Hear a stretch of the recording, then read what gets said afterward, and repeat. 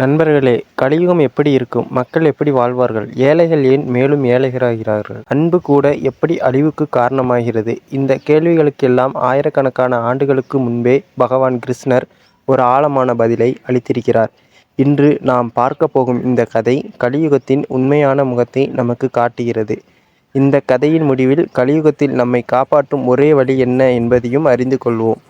ஒரு நாள் பாண்டவர்களில் யுதிஷ்டிரர் அங்கு இல்லாத நேரத்தில் அர்ஜுனன், பீமன், நகுலன் மற்றும் சகாதேவன் ஆகியோர் பகவான் கிருஷ்ணருடன் உரையாடிக் கொண்டிருந்தனர்.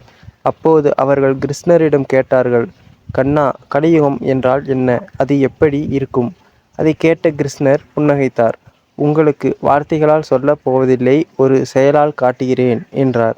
உடனே தனது வில்லையும் அம்பையும் எடுத்தார். 4 திசைகளிலும் ஒவ்வொரு அம்பை எய்தினார். பிறகு அந்த நால்வரையும் பார்த்து, நீங்கள் ஒவ்வொருவரும் ஒரு திசைக்குச் சென்று அந்த அம்புகளை எடுத்து வாருங்கள் என்று கூறினார். அவர்களும் உடனே புறப்பட்டுச் சென்றனர். முதல் அடையாளம் அர்ஜுனன் கண்ட காட்சி. அர்ஜுனன் தாம் சென்ற திசையில் அம்பை தேடிக் கொண்டிருந்தான். திடீரென ஒரு இனிமையான குரல் அவன் காதில் விழுந்தது. அந்த குரல் மிகவும் இனிமையாக இருந்தது. அந்த குரலின் உரிமையாளர் யார் என்று சுற்றி நோக்கினான். அப்போது ஒரு குயில் இனிமையாக பாடிக்கொண்டிருந்தது. ஆனால் அதே நேரத்தில் அது ஒரு உயிருள்ள முயலின் உடலை கொத்தி கொத்தி தின்று கொண்டிருந்தது. வலியால் துடித்த முயல் கதறிக் கொண்டிருந்தது. ஆனால் குயில் அதை பொருட்படுத்தாமல் இனிமையாக பாடியபடியே தனது வேலையை செய்தது. இந்த விசித்திரமான காட்சியைக் கண்டு அர்ஜுனன் அதிர்ச்சியடைந்தான். 2ஆம் அடையாளம் பீமன் கண்ட காட்சி. பீமன் தனது திசையில் சென்றான். அங்கு அவன் ஒரு அதிசயமான காட்சியைக் கண்டான். ஒரு கிணற்றைச் சுற்றி 4 கிணறுகள் இருந்தன. அந்த 4 கிணறுகளும் நிரம்பி வழிந்திருந்தன. இனிமையான சுவையான நீர் அவற்றிலிருந்து தொடர்ந்து வெளியேறிக் கொண்டிருந்தது. ஆனால் நடுவில் இருந்த கிணற்றுக்குள் ஒரு சொட்டு நீர் கூட விழவில்லை. அந்த நீர் எங்கோ வீணாக ஓடி மறைந்து கொண்டிருந்தது. இதை பார்த்த பீமன் வியப்பில் ஆழ்ந்தான். 3ஆம் அடையாளம் நகுலன் கண்ட காட்சி. நகுலன் தனது வழியில் சென்றான். அங்கு ஒரு பசு கன்று ஈன்றிருந்தது. கன்று பிறந்தவுடன் அந்த பசு அதனை நாவால் நக்கியது. இது இயல்பான அன்பு. ஆனால் கன்று சுத்தமான பிறகும் அது நக்குவதை நிறுத்தவில்லை. தொடர்ந்து நக்கியது. மக்கள் அதை தடுக்க முயன்றனர். ஆனால் முடியவில்லை. இறுதியில் அந்த அதிகமான அன்பினால் கன்றுக்கே காயம் ஏற்பட்டது. இந்த காட்சியை பார்த்த நகுலன் ஆச்சரியமடைந்தான். 4ஆம் அடையாளம் சகாதேவன் கண்ட காட்சி. சகாதேவன் ஒரு மலையின் அடிவாரத்தில் அம்பைக் கண்டான். அப்போது மலையின் உச்சியிலிருந்து ஒரு பெரிய பாறை உருண்டு வந்தது. அது வழியில் இருந்த பெரிய மரங்களையும் பாறைகளையும் நொறுக்கிக் கொண்டு வேகமாக கீழிறங்கியது. அதை யாராலும் தடுக்க முடியவில்லை. ஆனால் அந்த பாறை ஒரு சிறிய செடியின் மீது பட்டவுடன் உடனே நின்றுவிட்டது. சிறிய செடி ஒன்றால் அந்த பேரழிவு நிறுத்தப்பட்டது. இந்த அதிசயத்தை பார்த்த சகாதேவன் வியந்தான். கிருஷ்ணரின் விளக்கம்.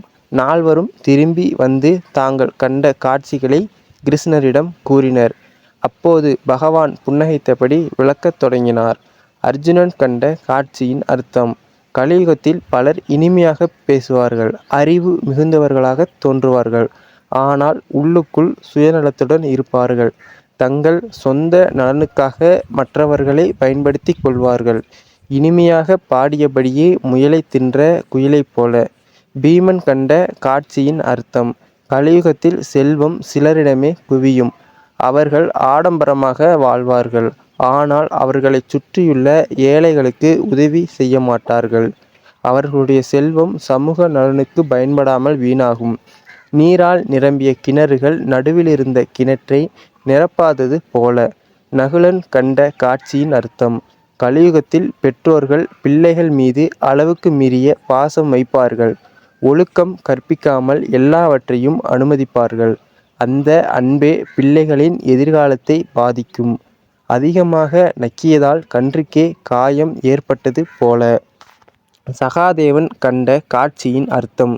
கலியுகத்தில் மனிதர்கள் ஆசை, கோபம், பொறாமை போன்ற குணங்களால் கீழ்நோக்கி உருண்டு செல்வார்கள். அவர்களின் வீழ்ச்சியை யாராலும் தடுக்க முடியாது. ஆனால் ஒரு விஷயம் மட்டும் அவர்களை காப்பாற்றும்.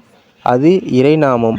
எப்படி அந்த சிறிய செடி பெரிய பாறையை நிறுத்தியதோ அதேபோல் இறைவனின் நாமம் மனிதனின் வீழ்ச்சியை நிறுத்தும். நண்பர்களே, இந்த கதையின் சாராம்சம் ஒன்றுதான். இந்த கலியுகத்தில் நம்மை காப்பாற்றும் மிகப்பெரிய சக்தி இறைநினைவும் இறைநாமமும் ஆகும். இது கிருஷ்ணரின் நாமமாக இருக்கலாம், ராமரின் நாமமாக இருக்கலாம், சாய்பாபா, ராகவேந்திரர், இயேசுநாதர், நபிகள் நாயகம் அல்லது நீங்கள் நம்பும் எந்த தெய்வத்தின் நாமமாக இருந்தாலும் இருக்கலாம். உண்மையான பக்தியுடன் இறைநாமத்தை நினைத்தால் அது மன அமைதியையும் நல்ல எண்ணங்களையும் வாழ்க்கையில் சரியான பாதையையும் அளிக்கும். கலியுகத்தில் காப்பது இறைநாமம் மட்டுமே என்பதே இந்த கதையின் ஆழமான செய்தியாகும். இந்த கதை உங்களுக்கு பிடித்திருந்தால் லைக் செய்யுங்கள், ஷேர் செய்யுங்கள். மேலும் இதுபோன்ற ஆன்மீக கதைகளுக்காக எங்கள் சேனலை சப்ஸ்கிரைப் செய்ய மறவாதீர்கள்.